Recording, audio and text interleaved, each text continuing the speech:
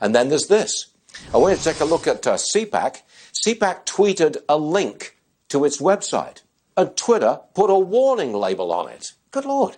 Jason Rantz, radio talk show host, joins us now. He is in Orlando. He's there for the CPAC conference. Did you get a warning, Jason? I sure did. As soon as I linked to CPAC.org, when you go there, Twitter gives you a warning, or it did certainly yesterday for several hours. And there was some question as to why that was happening. There was a question as to maybe something was happening on the back end of the CPAC website. But when you go in and you actually read some of the warnings that Twitter will give you, one of them is content on this website could lead to real-world violence, which, I mean, you go to the website, you're going to see some speeches, of course. You're going to be able to buy tickets to come here. But I don't think it's going to lead to any actual real-world violence. So that one sort of jumped at us. I try to take Twitter in good faith with my criticism, but we certainly know that in the past they have suppressed websites and certain stories that they didn't want getting out. So that was a question that a lot of us had.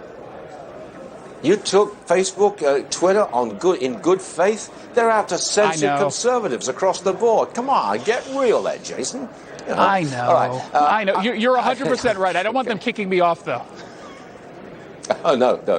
All right. You've got an exclusive story on a Seattle homeless shelter buying heroin pipes with city funds for Seattle people.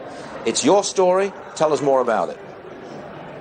Yeah, so the Downtown Emergency Service Center is a homeless shelter that is low barrier. That means pretty much they will accept anyone. These are the people who are living out on the streets, who are the most chronically homeless, the most difficult to get help. And part of the issue is you've got a lot of addicts there who are making quality of life for Seattle worse. And of course, they're on a one-way ticket to inevitable death if they don't actually get treated. But rather than offering the treatment, they're doing something called a harm reduction policy, which basically says we're going to meet these addicts where they are. They're already going to be doing heroin. They're already going to be doing whatever their drug of choice is. So we're going to make it safer. They're not going to make it safe, but they're going to make it safer. And to that point, they spent money, city funds, on heroin pipes, telling folks, hey, you should give it a try to smoke heroin rather than do it intravenously. But on top of that, they've also given out tips on something called booty bumping, which allows someone to rectally inject a mixture of water and a drug of choice, it's usually cocaine or meth, to get high.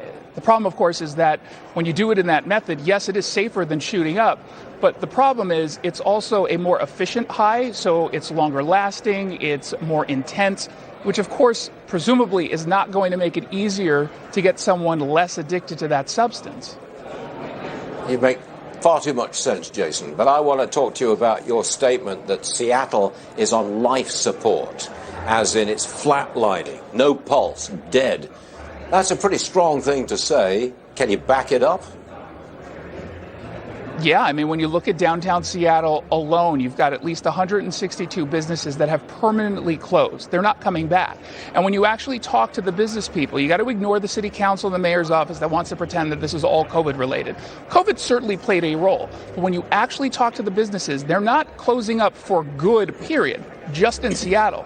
You had a company just 2 weeks ago announce that they're moving to Edmonds because they don't want to have to deal with their employees getting attacked by aggressive homeless people on the streets. And then just last week, another company, a startup software tech company, Syndio, said, look, we don't want to leave the neighborhood of Pioneer Square, which is right by downtown Seattle, but it's just too dangerous. So they've decided they're not going to renew their lease after the COVID crisis is over and people can come back to work.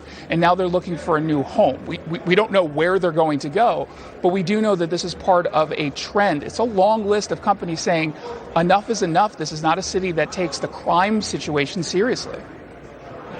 All right, our guy from Seattle, Jason Rantz, currently in Orlando for the CPAC conference and getting a warning about it. Jason, you're all right. Thanks for joining us. See you again soon. All right. Thanks. Now this.